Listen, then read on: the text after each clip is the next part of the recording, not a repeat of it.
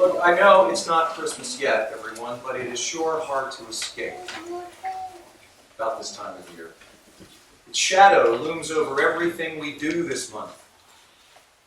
So much of our actual experience of Christmas seems to be about the build-up, about happening now in the calendar, the anticipation and the build-up to those 1 or 2 days a year. Already, the decorations are everywhere. The decorations have been everywhere for quite a while now. And the shops began to flog Christmas wares months ago. And it's impossible to do any kind of future planning or future travel or entertaining or budgeting without factoring in the looming date. Christmas is a kind of linchpin. It is the one day that seems to hold all the days together. Another year is rounded off, and so there's much forced jollity and slap-up spending and celebrating. But celebrating so much is never without its downside. Now that I live in sort of an urban or city-suburban environment, the pavements around Christmas are paved with the regurgitations of merry revelers. Samaritans' phone lines are jammed, and the rate of suicide skyrockets. Think now, my friends, about keeping your antenna tuned to those around you. People are going to need you to reach out to them and tell them it's okay, it'll pass, and that nobody has the Norman Rockwell, Currier and Ives, It's a Wonderful Life Christmas. We all do the best we can in a time where everybody else seems to be having a better time. Doing it better, doing it the right way, while inwardly we fret that we're somehow missing out or messing it up if the turkey isn't perfectly juicy, or the gifts aren't dazzlingly well considered, or the heirloom ornaments can't be found this year. If you believe psychologists, Christmas is the most stressful time of the year, and that's why all the reveling happens. There's much about the way we do it or pretend to do it that bothers me, but what bothers me the most about Christmas is fraud. There is much that is fraudulent about Christmas, starting with Father Christmas himself, starting with Jesus Christ himself. Jesus was not born on the 25th of December, you may know, but he was born in the spring for a start. And our Anno Domini celebrations were timed by the early church to overlay the Roman bacchanals, which were a feast of purgation through excess.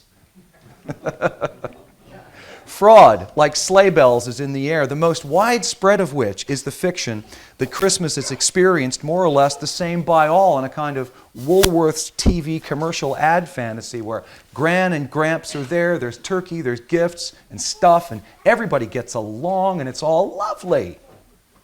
Everybody playing at happy families in a time when consanguinity has been exploded as a myth and has been undermined by blended families becoming increasingly the norm and people sharing their kids over Christmas.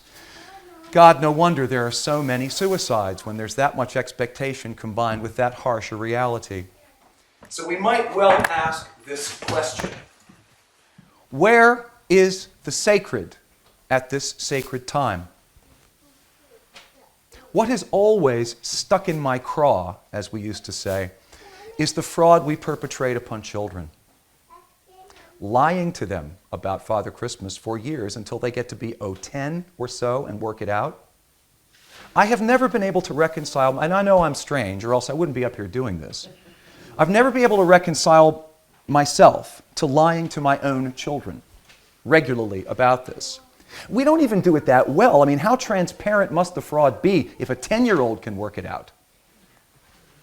And that discovery, that moment of discovery on their parts, hits them hard, but quietly. And it marks their first fall from a state of grace, sunders forever their entire trust in authority and in things unseen. I was schooled in committing this fraud myself at the hands of my very loving parents. Mine is a more or less typical Working class baby boomer Christmas brought up by Depression-era parents. The whole idea was to create an absolute orgy of presents that they never had. And they saved around the year for it in now defunct Christmas clubs. I don't know if you remember these or had these. Still going. Great. Well, in the States, they're completely defunct because now we have credit cards. There are pictures of these early Christmases from my youth. And my brother and I are dwarfed in these piles of stuff.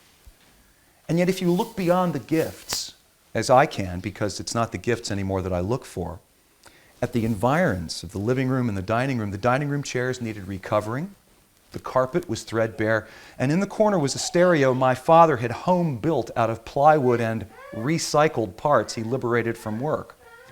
Clearly, then, he could not afford the deluge of presents he was giving me. The overture for this orgy of Mattel, Ideal, and Hasbro products was that we would wake to find our stocking on our bed filled by Santa. Typically, there'd be sweets, candy canes, boiled sweets, but deep in the toe of the Christmas stocking would be, wrapped also bizarrely in foil, was an orange.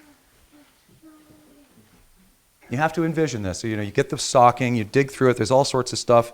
There's an orange at the bottom, and you go through the door and out into a living room piled with toys. What do you think happened to the orange? Now, we were well fed, or about as well as baby boomer Americans were, so it's not hard to imagine that this gift of healthy food from Santa ranked rather low in the day's delights. It was always overlooked.